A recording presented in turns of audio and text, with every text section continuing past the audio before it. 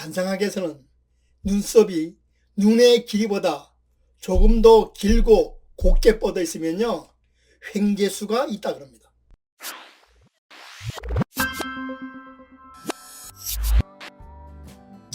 안녕하세요. 고전의 한수 엄태범태우입니다. 오늘 고전의 한수는 벼락부자의 관상, 이런 주제를 가지고 말씀을 드려보겠습니다.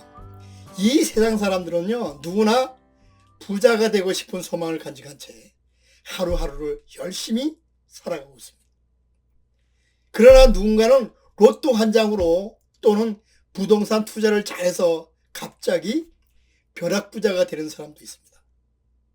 실제로 벼락부자가 된 사람들의 관상을 자세히 보면요, 서로 비슷한 관상학적 특징을 가지고 있습니다. 여러분들도 혹시 내 얼굴도 여기에 해당되는지 이번 시간을 통해서 자세히 한번 확인해 보시기 바랍니다. 누가 압니까? 지금 당장은 힘들지만 어느 날 갑자기 떼돈이 들어와서 벼락부자가 될지 아무도 모르는 일입니다. 그럼 오늘 이 시간에는 벼락부자가 되는 사람의 관상학적 특징 6가지를 나누어서 한번 말씀을 드려보겠습니다. 첫째, 눈보다 눈썹이 길게 나와 있습니다. 눈썹과 코 그리고 턱은요, 각각 명예운과 재물운 그리고 지위를 상징합니다.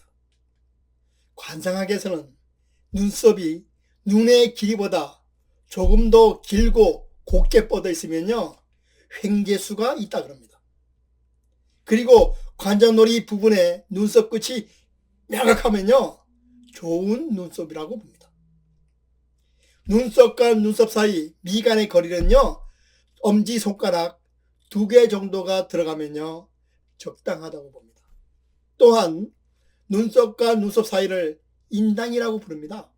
미간은 행운이 들어오는 통로라고 부릅니다.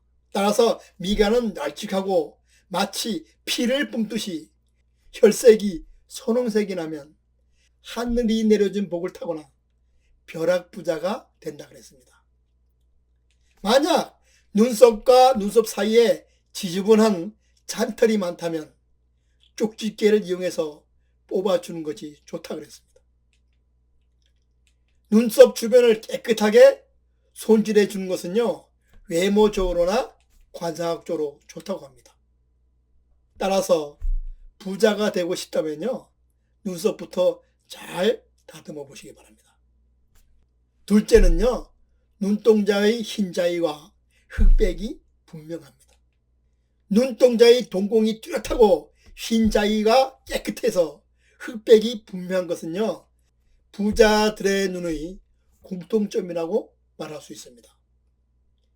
관상학에서는 눈동자가 검고 흰자위가 깨끗할수록 재물에 대한 횡재수가 있다고 봅니다. 검은색은 오행에서 수, 즉 물에 해당합니다. 눈동자의 색이 검을수록 수의 기운이 농축된 것으로 봅니다. 눈의 흰자위는요, 휘고 맑은 색이 나야 됩니다. 흰자위가 누렇게 된 것은 좋지 않은 것을 봅니다. 눈에서 제일 꺼리는 것은 흰자위에 붉은 실핏줄이 생겨서 눈동자까지 침범하는 것입니다. 따라서 눈에 붉은 실핏줄이 있거나 충혈된 눈은 좋지 않은 눈으로 봅니다. 결론적으로 횡재수가 있어서 벼락부자들의 관상을 자세히 보면요, 대부분 동공이 일반 사람들과 비교할 때 훨씬 진하고 또렷하게 흰자위가 깨끗한 경우가 많습니다. 즉 눈에 전기가 서려 있다고 말씀드릴 수가 있습니다. 셋째는 둥글고 두터운 코를 가졌습니다. 대표적인 부자 관상의 특징을 말할 때 바로 코를 봅니다. 얼굴 한가운데서 중심을 잡아주는 코는요, 자기 자신을 의미하고 부귀영화를 상징하기 때문에 부자 관상을 볼 때 가장 중요하게 봅니다. 코는 오행상 토, 즉 흙에 해당되기 때문에 두툼하며 살집이 꽉 차 있어야 좋은 코로 봅니다. 또한 콧구멍을 정이 난다라고 해서 창고를 여닫는 문이라고 합니다. 따라서 콧구멍은 두툼하며 살집이 꽉 차야 코를 잘 받쳐줘서 벼락부자가 된다고 했습니다. TV 속에 연예인들의 코처럼 콧대가 높고 선이 아름다운 것을요, 사람들은 좋아합니다. 하지만 관상학적 측면에서 보면요, 둥글면서 두터운 코를 재물복이 있고 횡재수가 있는 그런 코로 봅니다. 관상서인 마의상법에서는 마치 동물의 쓸개를 매달아 놓은 듯하고 대나무를 반쪽 쪼개는 듯하고 복주머니를 꽉 묶어 놓은 듯한 그런 코를 부자의 코라고 말을 합니다. 이런 코를 가진 사람은요, 세상을 주름잡는 대부의 관상이라고 합니다. 넷째, 귓볼이 두툼하고 아래로 길게 늘어져 있습니다. 귓볼이 길게 늘어진 일명 부처님 귀는요, 예로부터 부자들의 관상을 얘기할 때 빼놓지 않고 등장했습니다. 횡재를 하는 재물복이 있는 귀는요, 보통 귓바퀴의 윤곽이 뚜렷하고 귓볼이 두꺼워야 한다고 했습니다. 귓볼이 풍만한 귀는요, 선천적으로 복을 타고난 그런 사람의 귀로 봅니다. 귀의 윗부분의 위치는요, 눈썹보다 높이 붙어야 하며 귓바퀴는 두툼하고 튼실하며 귓볼 역시 두툼이 입 부위까지 걸쳐 있으면 최고의 귀로 봅니다. 이런 귀를 가지고 있으면 어느 날 갑자기 큰 부자가 되어서 떵떵거리며 산다 그랬습니다. 마지막 다섯째, 턱으로 두툼한 U자형 턱을 가지고 있습니다.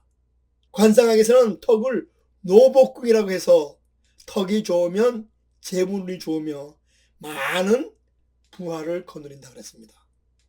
턱은요, 두툼하고 단단한 살이 풍부하게 감싸주면 좋은 턱으로 봅니다.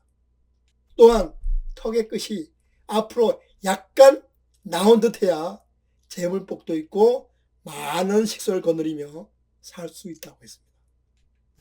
턱을 볼 때는요, 남자와 여자를 다른 관점에서 봐야 됩니다.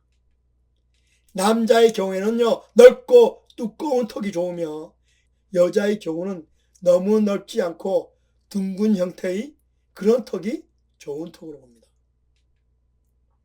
관상학적으로 많은 사람들이 소망하는 V라인 턱보다는요, U자형 턱이 관상학적으로 더 좋은 턱으로 봅니다. 왜냐하면 U자형 턱이 되어야만 재물이 쌓여서 부자가 될 수 있기 때문입니다. 조선시대의 여인네의 모습을 볼 수 있는 김홍도나 신윤복의 화폭에서 미인이라는 얼굴이 있습니다. 미인이라고 말하는 여인의 얼굴은요, 대부분 둥글고 모가 나지 않는 그런 턱을 가진 여성이었습니다. 조선시대에는요, 복된 여성의 얼굴의 기준은 무엇보다도 완만한 턱선의 그 특징이 있었습니다.